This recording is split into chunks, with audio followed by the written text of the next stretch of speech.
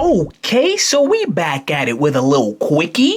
Another one. Yeah, some light, you feel me? Ladies and gents, we got Transformers Revenge of the Fallen Dune Runner in the building. Let's go. So here we have ROTF Dune Runner in his military dune buggy vehicle mode, which is actually kind of crazy, right? Because his name is Dune Runner, right? And then he transforms into a dune buggy. Is this? So I'm just like, wow, like that's crazy. Dune Runner, Dune Buggy, and like they didn't have to call him Dune Runner just because he turns into a Dune Buggy. They could have called him so many other things, but the fact that they called him Dune Runner that's kind of crazy to me. You feel? Damn, son, where'd you find this?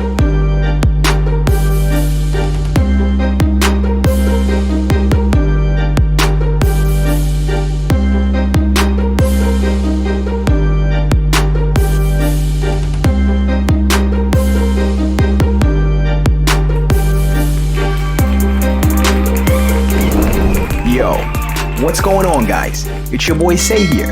Let's get right into it. Alright, we went a little bit off the rails just now. Okay, just a tad bit off script. But we're back now, and here we have Dune Runner scaling in at 7 inches long and 4 inches tall. Now, some of you guys might be a little bit confused right now because I told you this guy was from Transformers Revenge of the Fallen, but he wasn't actually in Transformers Revenge of the Fallen. Nani? And it wasn't only this guy. There were a bunch of figures titled Transformers Revenge of the Fallen, insert name here, that were released before the actual movie came out in like 2009 that just weren't actually in the movie. Huh?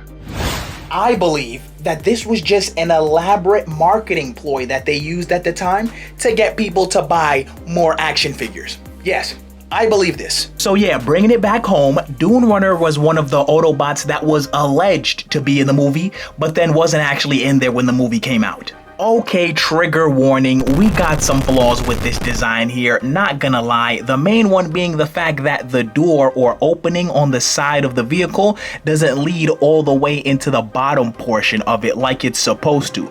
However, I am still getting strong Doom Buggy vibes from this build. It kind of looks like its own version of a Doom Buggy though. Overall, the shaping could be a tad bit better too. You know, like I'm not even gonna hold y'all. But my favorite part of this build is the lights on the top portion of the vehicle mode here and the lights and barred section on the lower bumper here. There's some other little details that you may not have picked up on though, such as these cap or nozzle things that sit on the front portion of the car, the engines that stick out of the hood, the bars that are attached to the windshield in the front here, and these weird little nozzle thingies that are sticking out the back. Oh. And I'd say that's about it for this vehicle mode, so let's get right into that robot mode now. Hey yo, we got my boy in his robot mode. Can I get a ooh-wee please? Ooh-wee! Now, just on a quick side note, if you are interested in having me build or review your favorite Lego Transformers or mechs on the channel here, consider becoming a Patreon. Or if you're interested in buying some instructions to some of my non-transformable builds, the link to my shop is in the description as well. Alright, so like I was saying before, this is just a quickie. Okay, so there's nothing in terms of details that's going to be over the top that might just cause my glasses to have to fly off my face like they do in some of my other videos. This is just a basic build. Nonetheless, it's got some decent articulation, at least in the upper body, and the legs actually can be articulated on almost all of my Transformers. However, most times I just don't even bother because the legs are so fragile, so I have to be in a really good mood if I decide to articulate the legs at all. We've got the detachable gun on the shoulder and the wieldable gun in the hand, and if you take a look at the action figure, you'll notice that the midsection on mine is a tad bit different compared to that one. I'ma keep it a buck with y'all. I don't like the midsection on the action figure, okay? I don't like it. Like the windshield and the upper portion of the car with the lights just sitting on the stomach there, that's dusty. Like, can we give my mans a defined ab section, please, with some mechanical components and techno greeble so he looks just a bit more athletic? At least.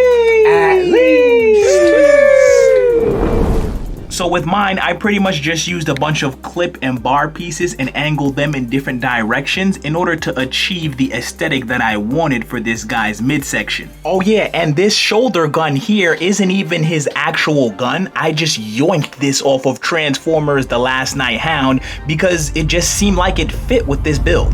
Yoink.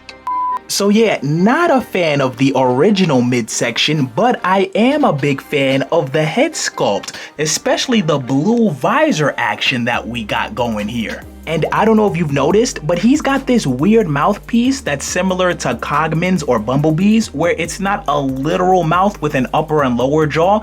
It's kind of just this instrument or gas mask type thing that he speaks out of. And lastly, let's take a look at the kibble, which I would say I did a pretty good job on this time around, because with my last few Transformers, the whole car has pretty much just been sitting on the back of their legs and the upper back and the shoulders. But this guy has pretty clean legs, and the upper body, or at least the upper back, is pretty tucked in here. Now, if you guys are interested in seeing another one of my builds from Transformers Revenge of the Fallen, I'll leave the link to my ROTF Sideways video at the end of this one.